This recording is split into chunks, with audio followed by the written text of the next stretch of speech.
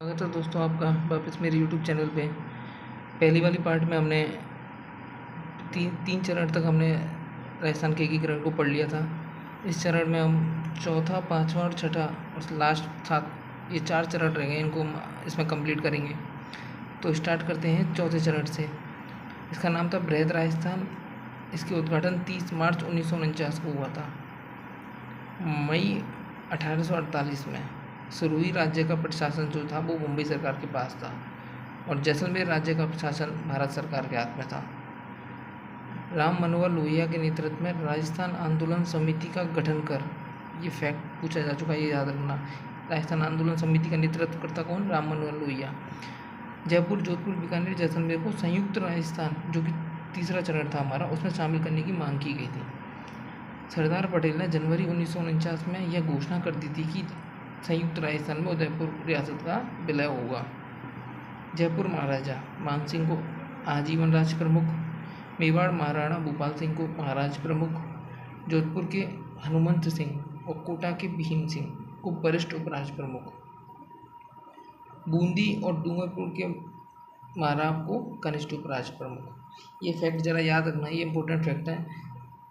इस चरण में मेवाड़ के महाराणा को आजीवन राज, जयपुर महाराजा मान सिंह को आजीवन राज प्रमुख, मेवाड़ महाराणा भूपाल सिंह को महाराज प्रमुख, क्योंकि जयपुर बड़ी रियासत थी इसलिए जयपुर के महाराजा को आजीवन राज प्रमुख, मेवाड़ के महाराणा को भूपाल सिंह को महाराज प्रमुख। ये 2 जरूर याद रखना। ये पूछा गया था, इस क्वेश्चन की मैं बोल रहा था कि पीवाईक्यू में जयपुर, जोधपुर, बीकानेर, जैसलमेर शासकों को क्रमशः 18 लाख, जयपुर बड़ी सी रियासत थी तो 18 lakh, Jodhpur second number largest थी तो 17.5 लाख, 0.5 घटाते जाओ, बीकानेर को 17, जैसलमेर सबसे छोटी थी तो इसमें केवल 2.8 लाख पृथ्वी पर देना तय हुआ। जयपुर सबसे बड़ी तो 18 लाख, जोधपुर उससे सेकंड नंबर तो 17.5 लाख, बीकानेर 17 लाख और जैसलमेर 2.8 लाख पृथ्वी पर देना तय हुआ।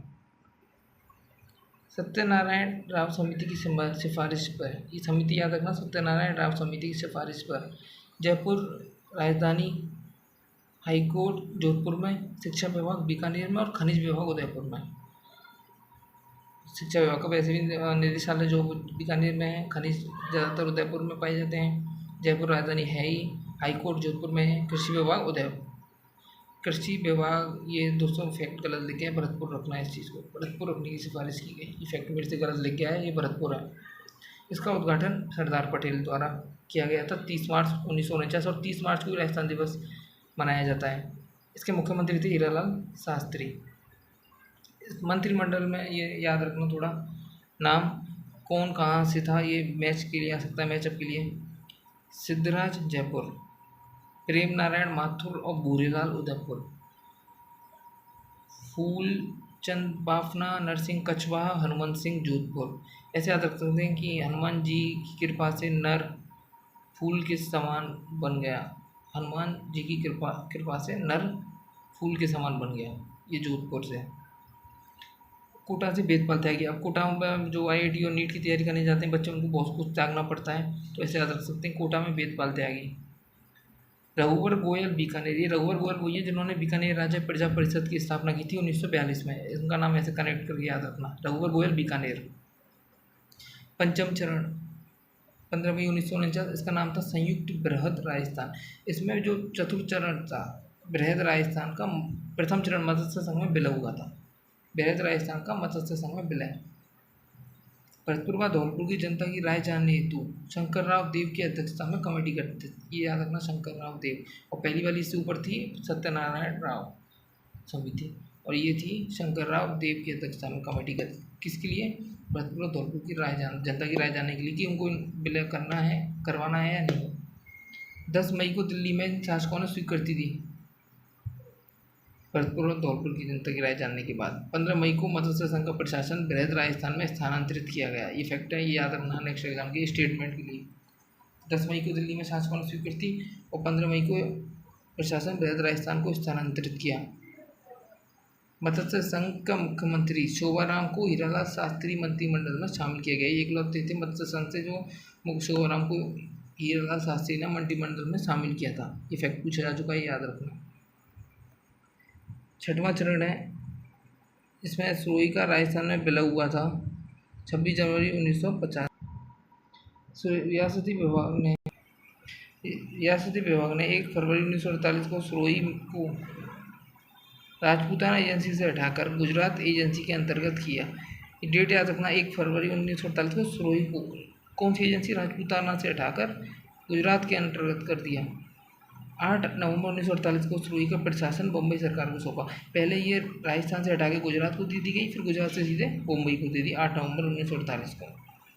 26 जनवरी 1950 को सुरोही के 2 भाग करके आबू दलवाड़ा और शेष सुरोही, आबू दलवाड़ा गया बॉम्बे की साइड और शेष सुरोही राजस्थान में शामिल कर लिया गया। 1 नवंबर 1956 को राज्य पुनर्गठन आयोग की सिफारिश याद रखना, ये समितियाँ जरूर याद रखना। राज्य पुनर्गठन आयोग की सिफारिश पर संपूर्ण सुरोही का विलय हुआ 1 नवंबर 1956 को। डेट और ये समिति राज्य पुनर्गठन आयोग की सिफारिश पर संपूर्ण सुरोही का विलय हुआ। ये फैक्ट अभी तक पूछा नहीं गया, लेकिन पूछे जाने के चांसेस पूरे हैं। इस आंदोलन में गोकुल भट्ट और बलवंत सिंह मेहता ने भाग लिया। किन्होंने?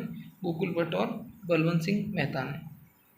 7वां और आखिरी चरण, इसमें अजमेर का राजस्थान में विलय हुआ था 1 नवंबर 1956 को।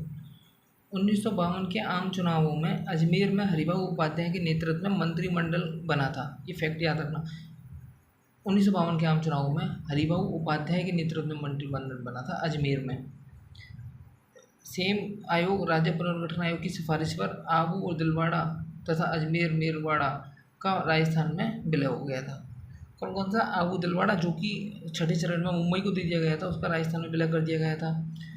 मंदसौर मध्य प्रदेश जिले की मानपुरा तहसील के सुनील टप्पा, ये याद रखना, सुनील टप्पा का विलय राजस्थान में हो गया था इस चरण में।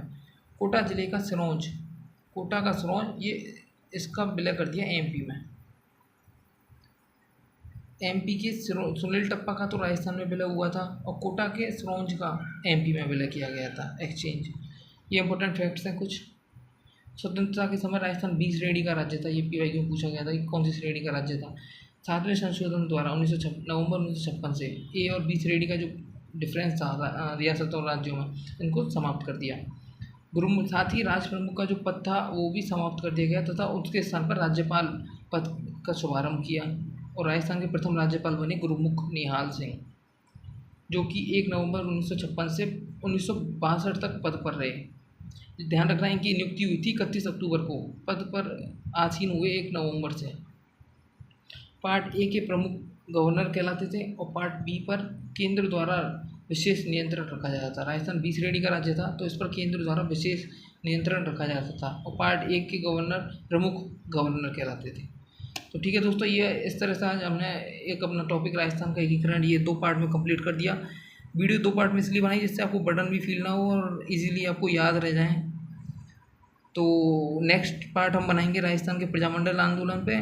तो तब तक लिए आप इनका प्लीज़ इनको भी शॉर्ट नोट्स के रूप में लिख लीजिए और बार बार रिवाइज कीजिए इन फैक्ट्स को। तो और कमेंट में बताइए कैसी लगी आपको वीडियो। तो प्लीज़ लाइक और सब्सक्राइब ज़रूर करें। Thank you for watching.